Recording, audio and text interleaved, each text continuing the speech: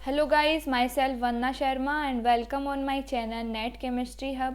आज हम डिस्कस करेंगे ऑर्गेनिक केमिस्ट्री का फर्स्ट चैप्टर है स्टीरियो केमिस्ट्री। तो इस चैप्टर के जो भी इम्पोर्टेंट क्वेश्चंस हैं जो exam point of view important हैं वो हम यहाँ डिस्कस करेंगे। आई होप आपके लिए सेशन इम्पोर्टेंट रहे और अच्छा रहे और आपको काफ़ी अच्छे कॉन्सेप्ट यहाँ पर सीखने को मिले। So one by one questions को डिस्कस करते हैं। So let's begin and understand one by one. First question है, हमें यहाँ पर 2 स्टीरियोजेनिक सेंटर गिवन है और हमें आरएस नोमेनक्लेचर निकालना है। तो first of all stereogenic centre क्या है? तो यहाँ पर स्टीरियोजेनिक सेंटर है जिस पर दोनों जो कार्बन है उससे जो सब्स्टिट्यूएंट अटैच है वो डिफरेंट टाइप के होते हैं, तो वो स्टीरियोजेनिक सेंटर रहता है। तो यहाँ पर 1 और 4 यहाँ डिफाइन भी किया गया है। अब हमें क्या करना है, इनमें आरएस नोमेनक्लेचर निकालना है। तो अब क्या करना है, जिसका निकालना है उनको बाहर ले लो। जैसे ये है, ये इस कार्बन का निकालना है, तो इसमें जो भी 4 सब्स्टिट्यूएंट डिफरेंट लगे हैं उनको हम बाहर की तरफ ले रहे हैं। अब यहाँ पर वेज लगाएंगे क्योंकि ये वेज पर है और यहाँ पर ये डबल बॉन्ड हो कनेक्टेड है और यहाँ पर ये एल्कीन। तो अब हम नंबरिंग करेंगे। तो नंबरिंग फर्स्ट ऑफ ऑल यहाँ से इस कार्बन से करेंगे। तो यहाँ ये first, higher atomic number higher priority, ठीक है, इस चीज़ को ध्यान में रखना।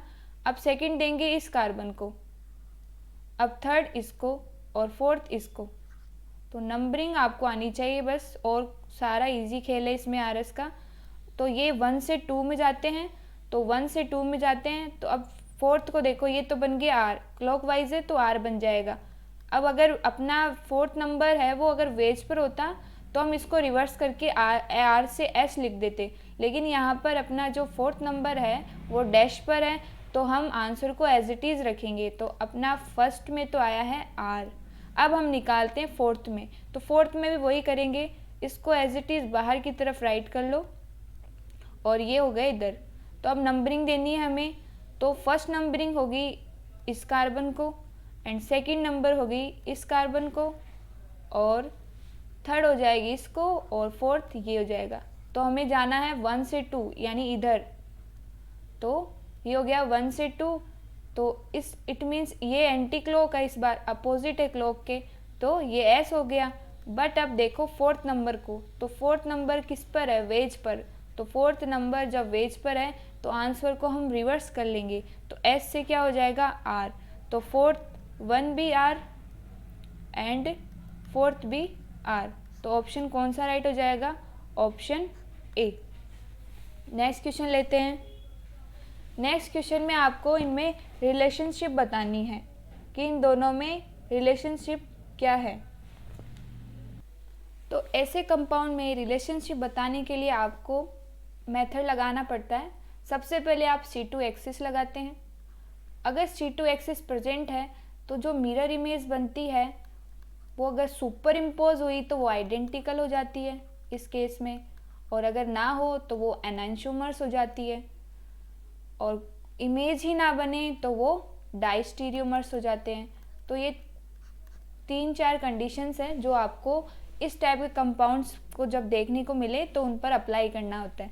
तो फर्स्ट ऑफ ऑल मैं किसी भी एक कंपाउंड को लेती हूँ, उस पर मैं एक्सिस लगाना स्टार्ट करती हूँ। ये इमेजिनरी एक्सिस है। तो यहाँ से हमने C2 लगाई, तो जैसे C2 लगाई तो ये कॉपी हो गया, इसका मतलब आइडेंटिकल हो गया एक तरीके से। जैसे ही हम इसको C2 लगाएंगे ना तो ये एज इट इज़ ऐसी ही इमेज हमें मिलेगी और ये दोनों क्या हो गए, सुपर इम्पोज हो जाएंगे। और इम्पोज होने पर क्या होगा, वो आइडेंटिकल हो जाएंगे। यही बात कही थी कि C2 प्रेजेंट होगी और वो अगर मिरर में इमेज तो बनेगी ही बनेगी, अगर वो मिरर इमेज सुपर इम्पोज हो जाए ना तो वो आइडेंटिकल हो जाती है। तो जैसे ही आप इसे रोटेट करोगे तो ये जो ME डैश पर है वो वेज पर हो जाएगा और जो वेज पर H है वो डैश पर चला जाएगा और फिर ये दोनों सुपर इम्पोज हो जाएगी एक दूसरे के इमेज। तो दोनों का रिलेशनशिप B है, आइडेंटिकल। नेक्स्ट क्वेश्चन लेते हैं। नेक्स्ट क्वेश्चन है, in the most stable conformation of trans 1 tert butyl 3 methyl cyclohexane. तो कंपाउंड गिवन है, इसमें हमें सब्स्टिट्यूएंट C1 और C3 पर जो सब्स्टिट्यूएंट लगा हुआ है उसको पोजीशन बताना है कि वो एक्सियल है या इक्वेटोरियल, या दोनों एक्सियल या इक्वेटोरियल। तो कंपाउंड गिवन है ट्रांस 1,3 मेथिल यानी ये यहाँ पर 1 पोजीशन पर ये है, इसको हम एक बार ऐसे लिख लेते हैं, और यहाँ पर 3 पोजीशन ये है, यानी 1, 2 एंड 3। ठीक है, टर्शियरी ब्यूटाइल है ना, तो यहाँ पर मैथिल है, तो ये हो गया ट्रांस। तो बेसिकली इसको अब चेयर फॉर्म में कन्वर्ट करते हैं, तो 1,3 रिलेशनशिप लेना है, तो 1,3, तो ये तो क्या है, बल्कि ग्रुप होता है टर्शियरी ब्यूटाइल, तो टर्शियरी ब्यूटाइल को तो ऑलवेज हम किस पोजीशन पर लेंगे, टर्शियरी ब्यूटाइल को हम इक्वेटोरियल पोजीशन पर लेंगे। तो ऑप्शन सी भी हो सकता है और बी भी हो सकता है, ये दो तो ऑप्शन कैंसिल हो गए। अब हमें ये रिलेशनशिप पता होनी चाहिए, इनको निकालने का तरीका भी होता है, उनको याद भी रख लेना कि 1,3 अगर ट्रांस होते हैं, 1,3 ट्रांस यानी 1, 2, 3, यानी यहाँ चेयर पर लो, ये 1, 2 एंड 3 ट्रांस लेना है ना, ट्रांस लेना है इन दोनों को। तो अगर ये हो गया इधर और ये हुआ इधर, तो ये क्या हो जाएगा, ट्रांस हो गया ना 1, 3, तो ये तो हुआ इक्वेटोरियल पर और ये हुआ एक्सियल पर। तो एक्सियल पर कौन है, मैथिल ग्रुप, तो ये हो जाएगा मैथिल यहाँ पर एक्सियल, और ये टर्शियरी ब्यूटाइल जो कि किस पर है, इक्वेटोरियल पर। तो ये पोजीशन 1 है, ये 2 है और ये 3 है, तो ये हो गया C1 और ये हो गया C3, यही हमें बताना था यहाँ पर। तो ऑप्शन कौन सा आ जाएगा, ऑप्शन सी। नेक्स्ट क्वेश्चन लेते हैं। नेक्स्ट क्वेश्चन में addition of BH3 to a carbon carbon double bond, यानी हमें BH3 का एडिशन करना है, तो ये मार्कोनिकॉफ एडिशन होता है बेसिकली। तो यहाँ पर ये हमने एल्किन लिए कोई, अब यहाँ पर BH3 का एडिशन है, तो इसमें दो, यहाँ पर एक तो H होगा और एक BH2 होगा, तो यहाँ पर ये न्यूक्लियोफाइल की तरह एक्ट करता है, H-, क्योंकि इसकी EN ज़्यादा होती है बोरोन से, तो यहाँ पर ये H- है। तो आपको क्या करना है यहाँ पर, तो मार्कोनिकॉफ रूल के बेसिस पर जो हमारा H- न्यूक्लियोफाइल है उसका अटैक वहाँ कराएंगे जहाँ पर कार्बन के पास हाइड्रोजन लेस हो, यही मार्कोनिकॉफ रूल होता है। तो यहाँ पर क्या होगा, ये इससे बाइंड हो जाएगा और ये इससे, और ये सिंगल बॉन्ड बन जाएगा। तो हमें केवल इतना ही बताना है कौन सा एडिशन, तो सिन एडिशन होता है इसमें, और ऑप्शन सी। नेक्स्ट क्वेश्चन लेते हैं। नेक्स्ट क्वेश्चन है, इसमें भी मार्कोनिकॉफ एडिशन कराना है हमें और प्रोडक्ट ए और बी बताना है। तो यहाँ पर देखो एक स्टीरियोजेनिक सेंटर ऑलरेडी प्रेजेंट है यहाँ पर, जिसमें चारों सब्स्टिट्यूएंट डिफरेंट जुड़े हुए हैं। अब हमें HBr का एडिशन कराना है, तो Br तो है नेगेटिव और H है प्लस, इट मीन्स यहाँ न्यूक्लियोफाइल अटैक करेगा यहाँ पर। तो यहाँ न्यूक्लियोफाइल का एडिशन कैसे होगा, जहाँ पर कार्बन के पास हाइड्रोजन क्या हो, लेस हो। तो यहाँ पर क्या जुड़ेगा, इस पोजीशन पर Br नेगेटिव और यहाँ पर H जुड़ जाएगा, ठीक है, और ये शिफ्ट हो जाएगा इधर। तो अपने पास जो प्रोडक्ट बनेगा वो फर्स्ट तो पहले बिना स्टीरियो के दिखाते हैं, तो ये बन जाएगा। अब हम दो पॉसिबिलिटी बन सकते हैं यहाँ पर, या तो ये वेज बन जाए या फिर ये डैश बन जाए, ठीक है, ये एज इट इज रहेगा। तो फर्स्ट ऑफ ऑल ये रिलेशनशिप क्या है, इसे हम डायस्टीरियोमर्स कहते हैं। अब क्यों कहते हैं, बेसिकली इसमें जो इनिशियली एक स्टीरियो सेंटर था, बट प्रोडक्ट रिएक्शन के बाद में जो प्रोडक्ट मिले हैं उसमें हमें एक स्टीरियो सेंटर और मिला है। इट मीन्स पहले एक था, अब दो मिले हैं ड्यूरिंग द रिएक्शन। तो रिएक्शन के बाद में हमें दो स्टीरियोजेनिक सेंटर मिले हैं और दोनों ही एक दूसरे की इमेज भी नहीं है, ये दोनों इमेज भी नहीं है। इट मीन्स ये रिलेशनशिप कैसा है, डायस्टीरियोमर्स। तो ये चीज़ ध्यान रखनी है कि पहले तो स्टीरियोजेनिक सेंटर एक सेंटर था, ये एक सेंटर था, अब यहाँ पर रिएक्शन के बाद में दो सेंटर जनरेट हुए, तो ऐसा रिलेशनशिप डायस्टीरियोमर्स में देखने को मिलता है और दोनों एक दूसरे की इमेज भी नहीं है। तो नेक्स्ट क्वेश्चन लेते हैं। नेक्स्ट क्वेश्चन है अमंग द फॉलोइंग, इसमें बताना ऑप्टिकल एक्टिविटी। तो बेसिकली जिसमें C2 प्रेजेंट हो जाए, यानी जो कंपाउंड गिवन है वो सुपर इम्पोज हो जाए, तो वो ऑप्टिकली इनएक्टिव हो जाते हैं। तो हमें ऑप्टिकल एक्टिविटी बतानी है। तो एक्टिव कौन से होंगे? जिसमें कोई प्लेन प्रेजेंट ना हो, यानी कि सबसे सिंपल सी बात है कि प्लेन चेक कर लो, प्लेन क्या हो? अब्सेंट हो। तो प्लेन अब्सेंट होगा वो ऑप्टिकली एक्टिव हो जाएगा। तो इसमें अब्सेंट है और इसमें भी अब्सेंट है, केवल ये बचा। इसमें क्या करेंगे? कार्बन कार्बन सिंगल बॉन्ड है तो फ्री रोटेशन हो जाएगा, तो ये वेज पर आ जाएगा और ये सारे एक प्लेन में हो जाएंगे। इसमें प्लेन में आने से यहाँ प्लेन प्रेजेंट होगा, प्लेन सिग्मा प्रेजेंट होने की वजह से यहाँ पर ये क्या हो जाएगा? ऑप्टिकली इनएक्टिव हो जाएगा, ये हो जाएगा इनएक्टिव और ये दो रिमेन एक्टिव हो जाएंगे। तो ऑप्शन क्या है? ऑप्शन कौन सा है? ए और सी। देखो कहाँ पर है? Option A, option C. Next question लेते हैं। नेक्स्ट क्वेश्चन है इपॉक्सीडेशन।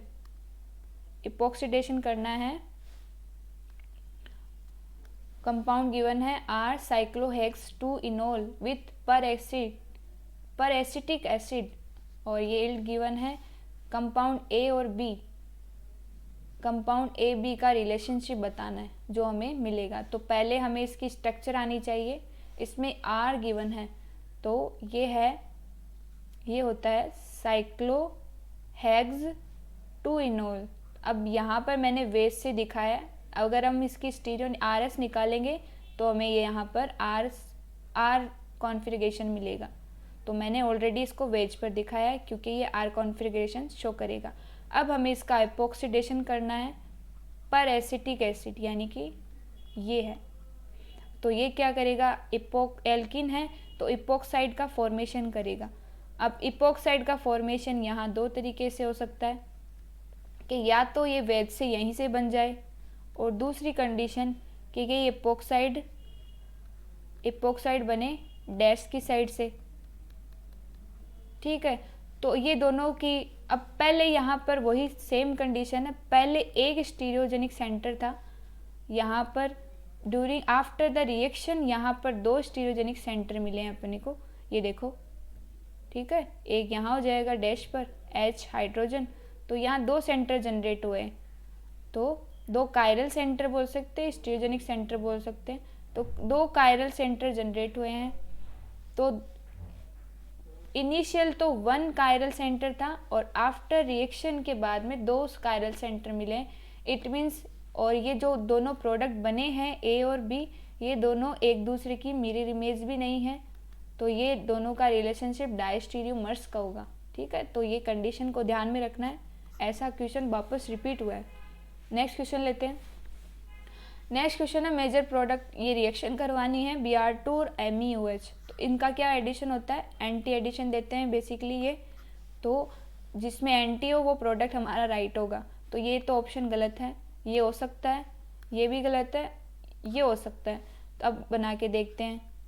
तो इसको देखो, सबसे पहले ये एल्किन गिवन है तो Br2 यहाँ पर ब्रोमोनियम आयन बनाएगा, ब्रोमोनियम आयन बनाया। अब क्या होगा? यहाँ पर MEOH है, OH के पास यहाँ पर लोन पेयर है, ये यहाँ टेक करेंगे। बट बेसिकली क्या होगा? इसके पास लोन पेयर है तो ये लोन पेयर क्या करेंगे? डायरेक्ट तो ये अटैक नहीं करेगा, ये इधर शिफ्ट होगा। शिफ्ट होने के बाद में ये यहाँ पर ओपन हो जाएगी रिंग, ये ओपन हुई तो यहाँ पर ऑक्सीजन पर प्लस चार्ज आ जाएगा और ये Br नॉर्मली ऐसे ओपन हो जाएगा। और अब क्या रहेंगे हम? MEOH का अटैक। तो अब ये इजीली अटैक कर जाएगा, इसके ऑक्सीजन का पॉजिटिव चार्ज रिमूव हो जाएगा, तो हमें ये मिलेगा इधर Br। अब यहाँ पर बेसिकली हमें क्या करना था? ये हमने प्लेन से लेना है। मान लिया कि हमने वेज से कंसीडर किया है कि दोनों ब्रोमोनियम आयन तो एक सेम साइड से बनेगा ना पहले तो ब्रोमोनियम आयन वेज साइड से बना है, तो ये वेज से है। तो अब एंटी एडिशन देते हैं तो इसके अपोजिट एडिशन होगा। तो यहाँ पर ये तो ओपन हो जाएगी, इस पर वापस चार्ज आ जाएगा। इस पर आया, यहाँ पर H है, यहाँ Me है। अटैक करने से इस पर पॉजिटिव चार्ज था, उसको रिमूव कर देंगे, H+ ले लेगा, H+ बाहर निकल जाएगा तो इसके चार्ज को बैलेंस हो जाएगा और हमें ये प्रोडक्ट मिलेगा यहाँ वेज पर और यहाँ पर OMe डैश पर।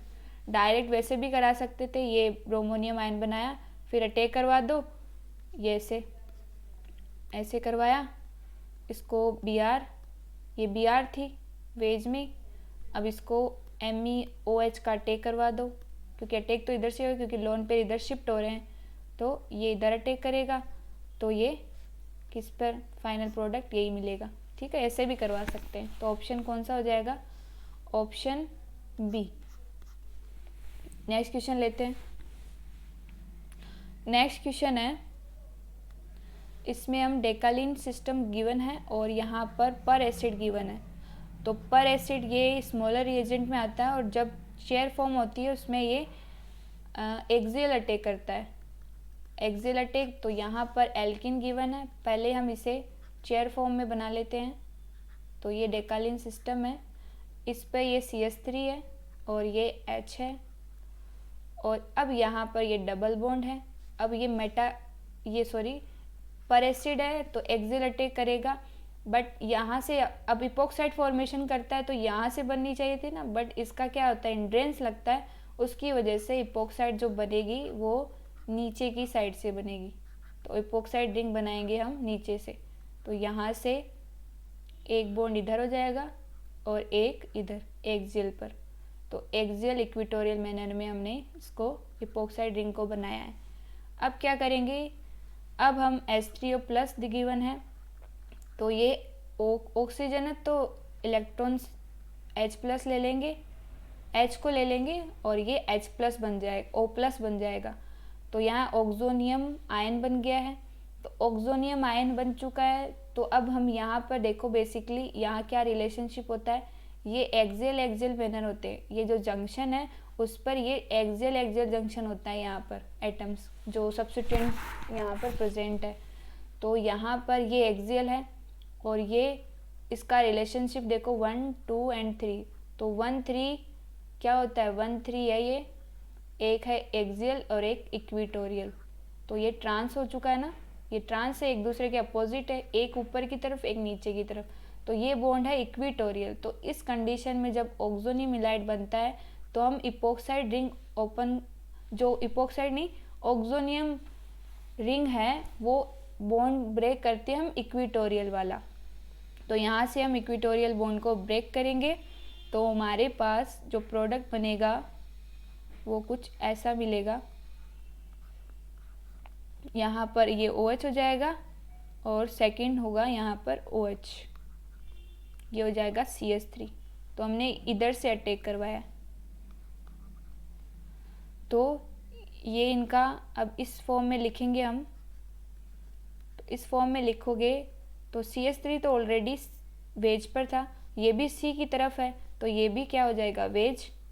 अब नीचे ये इसकी हाइड्रोजन की तरफ, हाइड्रोजन क्या डैश पर है, ये भी इसकी तरफ है तो ये भी क्या हो जाएगा, डैश। तो ऑप्शन कौन सा होगा, राइट, डी। नेक्स्ट क्वेश्चन लेते हैं। नेक्स्ट क्वेश्चन में RS कॉन्फ़िगरेशन ही निकालना है। तो यहाँ पर आपको इसमें क्या करना है, कुछ स्टीरियो नहीं गिवन है, बट इस ब्रिज कंपाउंड में यहाँ पर जो एटम प्रेजेंट होता है यहाँ पर, उसको हम डैश से शो करते हैं और नीचे वाले को वेज से। ठीक है, अब यहाँ हाइड्रोजन हो जाएगा। तो हमें निकालना है इस 1 और 4th पोजीशन पर, तो वही करना है जो हम पहले करके आए हैं। तो आप सेल्फ एक बार वीडियो को पॉज करते हुए इसको सॉल्व करो सेल्फ, फिर चेक करो कि आपका आंसर सही आ रहा है या नहीं आ रहा। ठीक है, तो अब करते हैं सॉल्व। यहाँ से नंबरिंग करनी है आपको, तो इसको एज इट इज़ ले लो बाहर की साइड, ये हो जाएगा डैश CH3 और ये वेज है ही। नंबरिंग करते हैं तो फर्स्ट नंबर इसका, सेकंड इसको, थर्ड इसको और 4th इसको। तो 1 से 2 में जाना है, तो यहाँ से 1 से 2, 1 से 2 हो गया, फोर्थ डैश पर है, तो ये कौन सा एंटी क्लॉक है यानी एस, तो 1 तो हो गया एस। ऑप्शन देखो, ये कैंसिल, ये बचा और ये बचा। अब फोर्थ निकालना है, फोर्थ वाले को भी ऐसे ही ले लो, यहाँ वेज लिया है हमने, ये इस तरह से जाएगा, ये यहाँ पर, ये यहाँ पर, तो इस बार नंबरिंग इसको फर्स्ट, इसको सेकंड, इसको थर्ड और इसको फोर्थ, तो 1 से 2 में जाना है, तो 1 से 2 में गए तो ये क्लॉकवाइज है तो आर हो जाएगा, लेकिन फोर्थ नंबर वेज पर है इसलिए आंसर रिवर्स हो जाएगा यानी एस, तो 1s 4s। ऑप्शन कौन सा हुआ? ऑप्शन हुआ ऑप्शन डी। नेक्स्ट क्वेश्चन लेते हैं। नेक्स्ट क्वेश्चन तो इजी है, first person to separate a racemic mixture, तो कौन सा है? Louis Pasteur, option B. Next question में आपको रिलेशनशिप बतानी है दोनों हाइड्रोजनों की और दोनों बीआर की, तो आपको इसको सिंपल सा क्या अरेंज करना है जिससे कि इजी से हम अप्लाई कर सके, क्योंकि हमें ग्रुप थ्योरी भी आती है तो उससे भी हम थोड़ा बहुत ऊपर नीचे कर सकते हैं। तो वेज वाले को ऊपर, इसको मान लो ये हो गया, इसको ऐसे ही रहने दो, एटम ही मान लेते हैं कि CH3 यहाँ पर प्रेजेंट है, यहाँ पर भी CH3। मैंने थोड़ा सा अरेंज किया इसको और कुछ नहीं किया है। यहाँ पर ये हाइड्रोजन लेने हैं,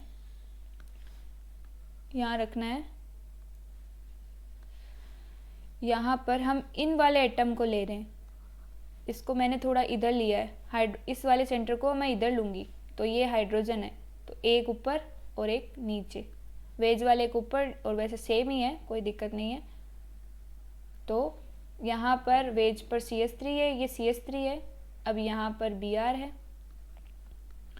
अब क्या करेंगे हम, रिलेशनशिप देखना, तो सबसे पहले C2 लगा के देखेंगे, तो C2 लगाओगे तो ये यहाँ से C2 लगाओगे, तो C2 ये एटम जैसे C2 लगाओगे 180 का रोटेशन तो यहाँ आ जाएगा, जबकि यहाँ तो CH3 है, यहाँ तो रोटेट हो जाएगा, लेकिन यहाँ तो ये वाली C2 है, दिख रही होगी, तो यहाँ से ये एब्सेंट हो जाएगी C2, तो C2 तो प्रेजेंट नहीं है। अब लगाएंगे हम प्लेन चेक करेंगे, यानी सिग्मा लगाओ, तो यहाँ से प्लेन लगाया, तो पहले Br का रिलेशनशिप देखते हैं क्योंकि हमें दोनों का देखना है। तो हमने यहाँ से प्लेन लगाया, तो प्लेन में ये दोनों क्या है, एक दूसरे की इमेज है, मिरर इमेज है ना दोनों की, तो ये तो क्या है, Br तो क्या हुए, ये तो हुए एनांशोमर्स, ये तो होंगे एनांशोट्रोपिक, इनमें ऐसे करते हैं होम। अब देखेंगे इसको H वाले को, तो अगेन लिखते हैं, राइट करते हैं, ये हो गया H और ये H, वेज वाला B है तो B लिख देते हैं, यहाँ A हो जाएगा। तो हमने इनका Br का तो देख लिया है, अब हम हाइड्रोजन का देखेंगे कि इन दोनों का आपस में क्या रिलेशनशिप है। तो वही C2, तो C2 प्रेजेंट तो है लेकिन ओवरऑल मॉलिक्यूल में प्रेजेंट नहीं है, तो यहाँ C2 नहीं अप्लाई कर सकते हम। अब लगाएंगे हम सिग्मा, तो सिग्मा लगाओगे तो यहाँ देखो प्लेन चेक करते हैं, तो प्लेन ये है ना, तो ये दोनों तो आपस में इमेज बना रहे हैं, लेकिन यहाँ Br है, यहाँ CH3 है, तो ये दोनों आपस में इमेज नहीं बना रहे हैं। इट मीन्स इस मॉलिक्यूल में प्लेन अब्सेंट है, तो ये क्या हुए, HA और HB ये हो गए डायस्टीरियोट्रोपिक्स। तो टोपोसिटी चेक कर रहे हैं ना, इसलिए तो टोपोसिटी में यही करते हैं, तो ये हो जाएंगे डायस्टीरियोट्रोपिक। तो फर्स्ट हो जाएगा, ये हो गया डायस्टीरियोट्रोपिक और ये एनाइसोट्रोपिक। नेक्स्ट क्वेश्चन लेते हैं। नेक्स्ट क्वेश्चन है, among the following dibromocyclohexane the one that react fastest with sodium iodide glue, तो कौन सा होगा जिसमें दोनों सब्स्टिट्यूएंट है 1,2 वो ट्रांस हो, 1,2 ट्रांस, यानी या तो एक्सेल हो या इक्विटोरियल, तो Br एक्सेल होगा तो एल्किन बनने में इजी होगा, ठीक है। तो ये यहाँ टेक, ये यहाँ से, तो ट्रांस मैनर में होंगी Br, तो एलिमिनेशन फास्ट होगा, तो ये बन जाएगी एल्किन। तो ऑप्शन कौन सा होगा इस बेसिस पर, ऑप्शन सी। नेक्स्ट क्वेश्चन लेते हैं। नेक्स्ट क्वेश्चन में यही आपको रिलेशन टोपोसिटी बतानी है कि एनाइसोटोपिक है, होमोटोपिक है, डायस्टीरियोटोपिक। सबसे पहले C2 लगाओ, तो C2 तो क्या एब्सेंट है, क्योंकि जैसे ही रोटेट करेंगे तो ये वेज दोनों पीछे की तरफ चलाए जाएंगे फ्रंट एटम। तो C2 तो क्या हुई, C2 एब्सेंट है इसमें। अब हम लगाएंगे सिग्मा प्लेन। तो सिग्मा इस पर अप्लाई करते हैं। तो सिग्मा क्या होगा, ये वेज वाले की इधर इमेज बन रही है, तो ये जो प्रोटॉन है उसकी भी इमेज बन जाएगी। तो ये दोनों क्या हुए आपस में एनाइसोटॉपिक, ऑप्शन सी। नेक्स्ट क्वेश्चन लेते हैं। नेक्स्ट क्वेश्चन है गॉसियन कन्फर्मेशन थीटा 60। तो 60 डिग्री एंगल होता है इनमें एंगल। तो ऑफ एन ब्यूटेन पॉजिटिव, तो एन ब्यूटेन जो एन ब्यूटेन है उसकी गॉसियन कन्फर्मेशन जिसमें एंगल 60 डिग्री होता है। तो हम इसको पहले देख लेते हैं कैसे होती है ये गॉसियन कन्फर्मेशन। तो ये होती है basically C1 and 1,4 interaction, 1,4 interaction होती है, जो कि C1 और C4 कार्बन में जब 60 डिग्री का एंगल हो तब हमें ये देखने को मिलती है। तो इसे हम कहते हैं गॉसियन कन्फर्मेशन। तो नेसेसरी है कि 60 डिग्री का एंगल भी हो और इनमें 1,4 इंटरेक्शन भी हो, ठीक है, तो उसे गॉसियन कन्फर्मेशन कहते हैं। तो उसमें हम इसमें क्या क्या प्रेजेंट होती है, ये एक तो कायरल है और इसमें C2 एक्सिस प्रेजेंट होती है, ठीक है। नेक्स्ट क्वेश्चन लेते हैं। नेक्स्ट क्वेश्चन है इसमें बेसिकली ये एमिनो एसिड का ही है क्वेश्चन। तो इसमें आपको RS कॉन्फ़िगरेशन निकाल के भी सोल्व कर सकते हो इजी से, बट आपको स्ट्रक्चर भी पता हो तो भी ठीक है, नहीं पता हो तो भी ठीक है। हम क्या करते हैं, इस बॉन्ड को ब्रेक करते हैं। तो बॉन्ड को जैसे ही ब्रेक करोगे तो यहाँ से आपको मिलेगा ये एसिड, क्योंकि ये बॉन्ड ऐसे ही बने हैं, H2O निकलता है, यहाँ पर पेप्टाइड बॉन्ड बनते हैं। तो ये हो गया NH2 और ये वेज पर है, ये COOH, यहाँ पर ये इस तरीके से है। अब आपको यहाँ पर क्या करना है, RS नोमेनक्लेचर निकालना है। तो अगर आपको इसका नाम पता हो तो वो भी ठीक है। तो इसे हम कहते हैं एस्पार्टिक एसिड। ये जो फर्स्ट है ये होता है एस्पार्टिक एसिड और ये सेकंड है वो है लाइसिन। अब हमें इसे कॉन्फ़िगरेशन चेक करना है।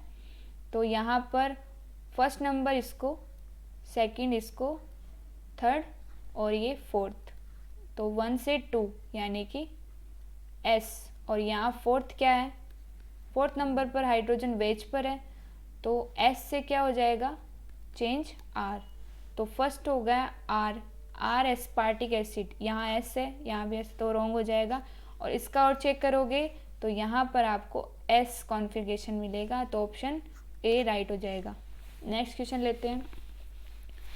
नेक्स्ट क्वेश्चन है for acylation with acetic anhydride trimethyl and oxidation with chromium trioxide of the trans and cis alcohol ABr। तो जो एसाइलेशन होता है जिसमें ये सब्स्टिट्यूएंट 1,4 है वो ट्रांस होते हैं, उनमें फास्ट होता है, तो ये एसाइलेशन तो A में फास्ट होगा। और ऑक्सीडेशन की बात करें तो B में फास्ट होगा, क्योंकि B में ये जो है, तो B में जो इस सब्स्टिट्यूएंट इस 1 and 4 OH का जो रिलेशनशिप है वो हमें इनकी स्टीरियो को देख के, जैसे वेज है ये भी वेज है, तो ये इक्विटोरियल होगा और ये एक्सियल होगा। यहाँ पर ये इक्विटोरियल है और ये भी इक्विटोरियल। तो ऑक्सीडेशन में क्या होगा, यहाँ पर जो इक्विटोरियल क्रोमेट एस्टर बनेगा वो एक्सियल से, जो एक्सियल हाइड्रोजन है उससे हाइड्रोजन ईजी से अब्स्ट्रैक्ट नहीं कर पाएगा जितना ईजी इसका स्टेबल होगा, क्योंकि यहाँ पर इस वाले केस में क्या होगा, जो फर्स्ट A है उसमें जो हाइड्रोजन एक्सियल पोजीशन पर होगा ना, तो क्रोमेट एस्टर क्या करेगा, हाइड्रोजन को लीव करवाएगा। तो हाइड्रोजन तो यहाँ पर ऑक्सीडेशन किस में होगा, डबल बॉन्ड O में हो जाएगा। बट यहाँ पर इसका क्या लग रहा है, बल्कीनेस है, तो हिंड्रेंस की वजह से यहाँ का हाइड्रोजन ईजी से निकलने के लिए निकलना ईजी नहीं होगा इस हाइड्रोजन का। बट यहाँ पर यहाँ जो हाइड्रोजन है वो एक्सियल पोजीशन पर है, सॉरी एक्सियल नहीं, एक्सियल पर तो OH है, वेज इक्विटोरियल पोजीशन पर यहाँ पर H प्रेजेंट है, तो यहाँ पर इसका हिंड्रेंस नहीं लगेगा, तो यहाँ पर ऑक्सीडेशन ईजी हो जाएगा। तो बी में, इसमें तो एसाइलेशन फास्ट है और बी में ऑक्सीडेशन फास्ट है, इसमें ऑक्सीडेशन। ठीक है, तो ऑप्शन कौन सा है इस बेसिस पर? B undergo acylation as well as, गलत है, ये तो रॉन्ग है। A undergo acylation faster than B and where B undergo oxidation faster than A, option C. तो इनकी जब ऑक्सीडेशन चेक करो तो क्रोमेटेस्टर बना के चेक करना, आपको आइडेंटिफाई हो जाएगा। केवल आपको हाइड्रोजन का ध्यान रखना है कि जो इस वाले फर्स्ट में है, जो OH है वो इक्वेटोरियल पर है, तो हाइड्रोजन एक्सियल पर होगा, और यहाँ पर ये OH एक्सियल पर है तो हाइड्रोजन इक्वेटोरियल पर होगा। तो यहाँ पर इसका हिंड्रेंस का ध्यान रखना है और उसको बाद में निकालना है जो इजी हो। ठीक है, तो उसकी स्टेबिलिटी फास्ट हो जाएगी। तो नेक्स्ट क्वेश्चन लेते हैं। नेक्स्ट क्वेश्चन में रिलेशनशिप बताना है HA के HB का। तो फर्स्ट में देखते हैं। फर्स्ट में देखो C2 अब्सेंट है, प्लेन प्रेजेंट है, वही सेम है। इनको इधर ले लो, इस पीएच को इधर ले लो, क्योंकि सिंगल बॉन्ड है sp3।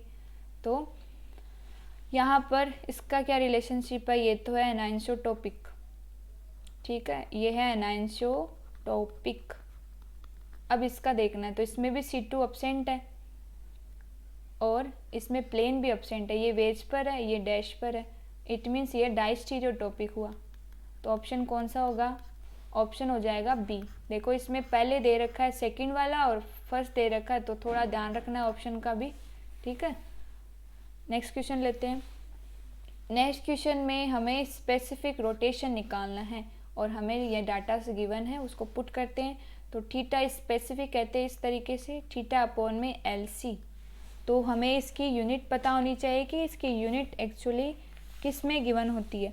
तो इसकी जो यूनिट है हमें निकालनी, वो डिग्री आना चाहिए, ml पर डेसीमीटर एंड पर ग्राम। ये यूनिट होती है इसकी स्पेसिफिक रोटेशन की।